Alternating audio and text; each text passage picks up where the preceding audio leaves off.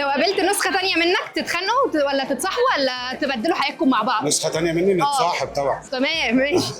لذيذ جدا. لو اديتك 3 شخصيات تمثلهم النهارده، نصاب، بطل، حبيب، هترتبهم ازاي؟ نصاب، بطل، حبيب. انا احب ايه يعني ما هو لو الحبيب هيبقى بطل هينصب بقى على الحبيب البيت. هينصب بقى. ليه طيب التوكسيك ده؟ لو خيرناك تعيش يوم بشخصية أحمد السقا ولا أحمد فهمي، هتختار مين وليه؟ يعني بص، عشان فاهم انا عايش معاه طول الوقت فاختار اعيش بشخصية السقا. هتجرب بقى. هشوف بقى ايه. بيعمل ايه بقى الجدعانة دي جاية منين؟ لو كان في مشهد سينما بيعكس علاقتك بالسوشيال ميديا، يبقى أكشن ولا دراما ولا صمت خالص؟ علاقتي بالسوشيال ميديا يعني بنسبة كبيرة صامت، مش بقى. يا السوشيال ميديا يعني مش عارف.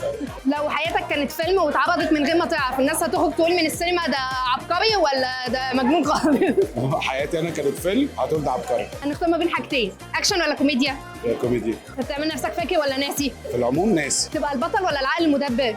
ابقى البطل ولا العقل المدبر في ايه؟ بكون البطل. تضحك ولا تتخانق؟ طبعا. ترند ولا راحة نفسية؟ الراحة النفسية. آخر سؤال معانا، لو حياتك فيلم عنوانها هيكون إيه؟ والله يا حياة مش عارف. الحاجات دي صعبة قوي يا جماعة.